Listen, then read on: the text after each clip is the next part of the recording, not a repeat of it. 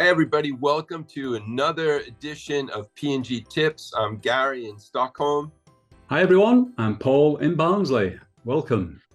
So, Paul, you're coming back fresh from the conference. Would love to hear about the highlights, the things that you've learned, and the most interesting things that we could share with people who are interested in SCBWI and developing their picture book career or their writing career, of course, of all children's books. That's right. I mean, 200 people chose as part of their children's book development, their personal development, chose to go to Manchester for the annual conference. And it's a real buzz when you get there. Lots of diverse, interesting workshops, interesting speakers. And I've got a couple of takeaways from that. But before we proceed, I was really pleased when a couple of people came up. I think it was 3 people came up and said they'd been watching our PGTips and they found it really useful before conference. So imagine we might be talking to no one. People are actually listening to us and getting something from it. So that was really good.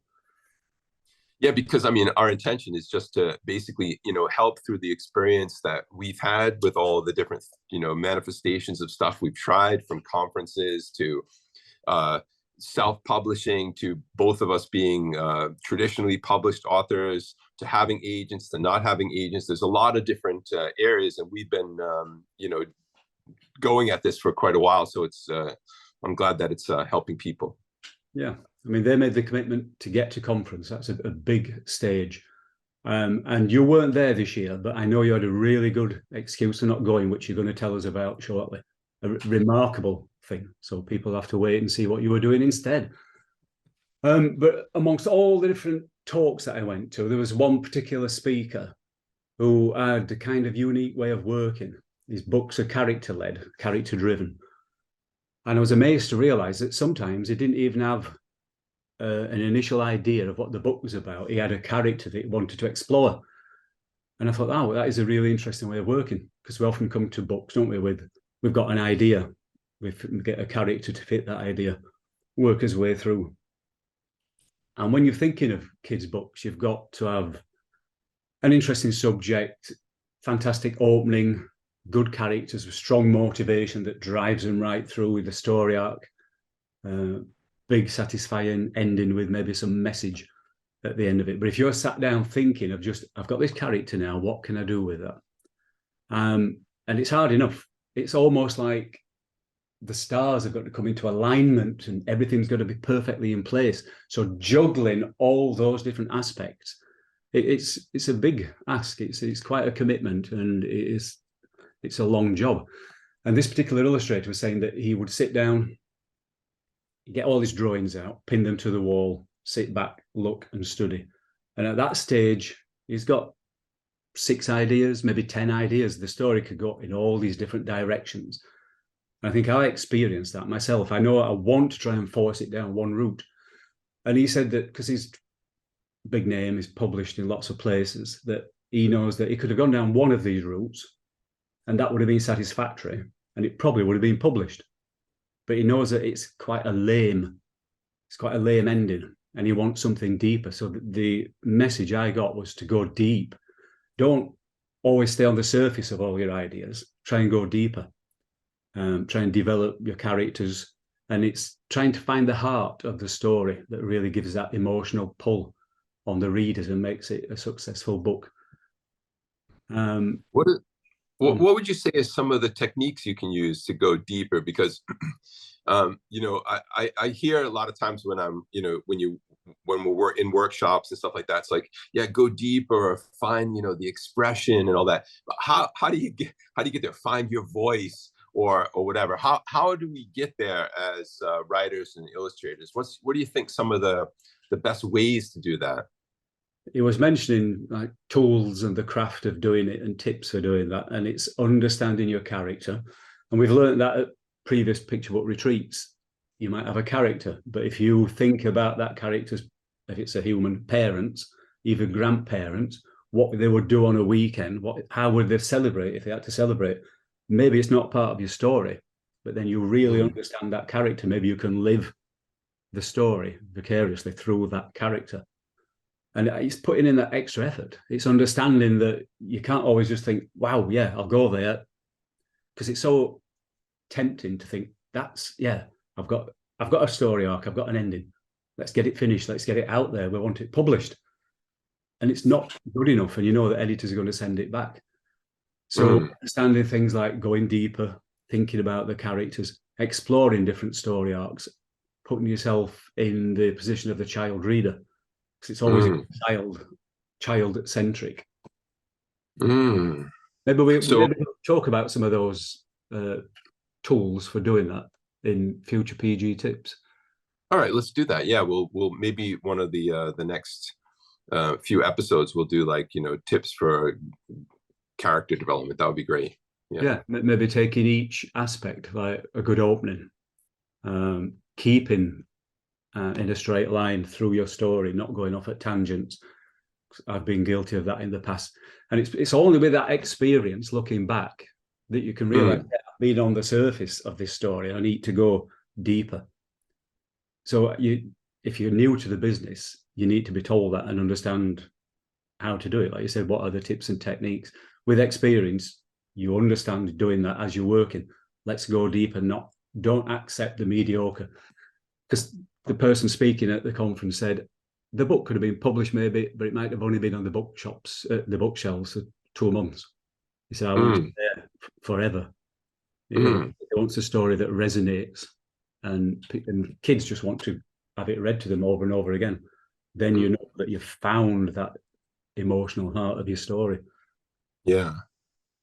So what are some other highlights? Yeah, what are some of the highlights from the conference?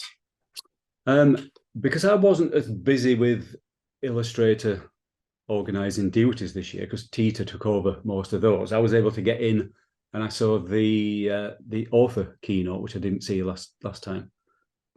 And listening to her career and how her books took off was interesting.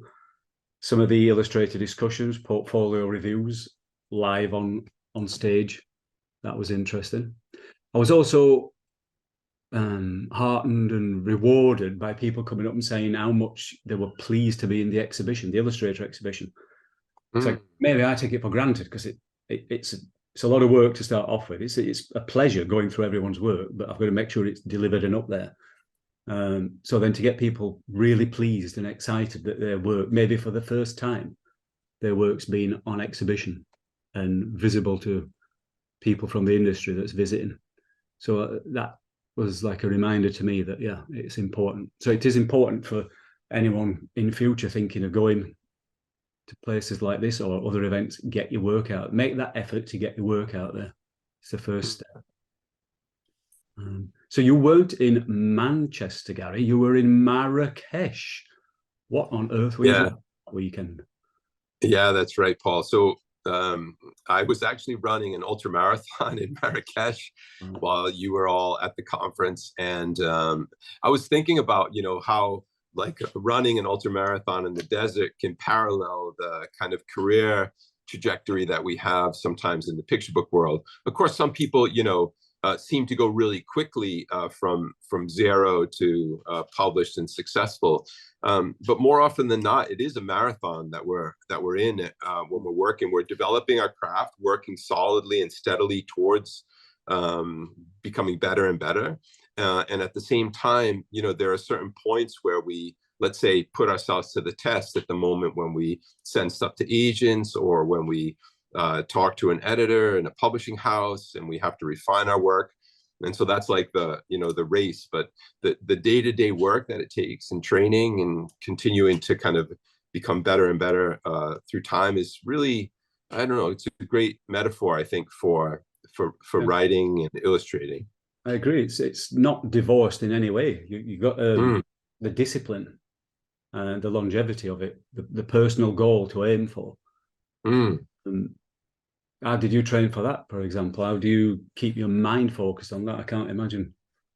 Yeah, so I've been jogging for a long time, and I like jogging because I get out in nature and I can work with my thoughts. And so I just sort of had that basic steady practice, just like you might have a drawing practice or a morning writing or journaling practice.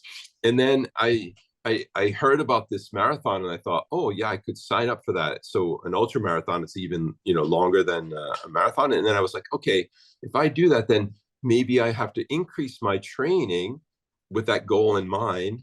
But I have some basic things in place. And I think that many of us, have things in place that we've been working through time with. But then when we have that goal that we're going to send out something to an agent, or we're going to come to a conference, and we decide, okay, the conference is on this date in November. We're going to make sure that we have a portfolio ready. We've been drawing and sketching for a long time. That kind of approach helps. And that's what I did. Basically, I just sort of just increased my my training and my focus based on the idea that I was going to actually show up on one particular day. And I think the conference is a good example too, right? We have a lot of things going on, but when we know that we're going to be there on a certain date, if we sort of get our stuff together and bring it all into one place, it helps a lot.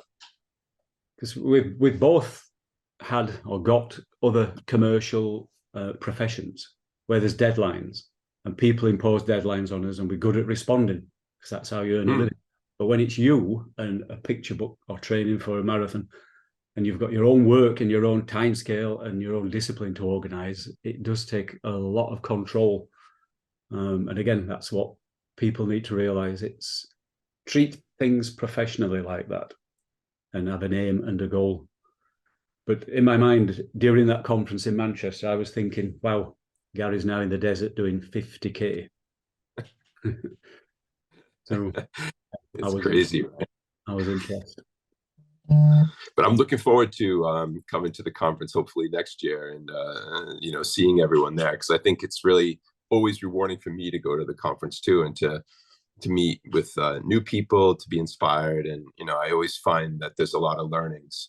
So I'm hoping that I'm hoping to be there myself, and I'm hoping to maybe do some stuff with you, Paul, there when we're there next year.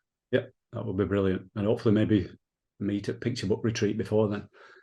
It's fitting, even with everyone in this country, if they don't meet at network meetings, regional network meetings, it is those like big Picture Book Retreat, Writers Retreat, illustration masterclass I've not been involved with. That might all be online now still, or conference. So in between, we keep in touch like this. So as I said, we'll give some tips on maybe getting deeper through working out a picture book. And I've got some ideas on creative block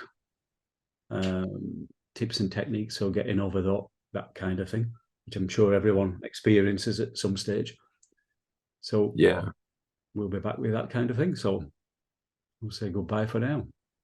Yeah, bye for now for me too. I just want to say that, so my two things were having a deadline or a goal that we're going to go to, for instance, going to the conference, and also some kind of accountability and help along the way. Sometimes we think of accountability as a negative thing, like, oh, I have to be accountable. But actually, when you know that you're going to go to a conference or something like that, and you want to get your portfolio together, to sync up with someone else. I'm always kind of sharing work with you and some other critique group partners, and that helps a lot. So think of accountability as a positive thing and make a deadline, and it helps a lot in terms of your productivity and also accomplishing something, just like the ultra marathon. Brilliant. Good. All right. Bye from me. Okay. Bye from me. See you later, guys. Bye.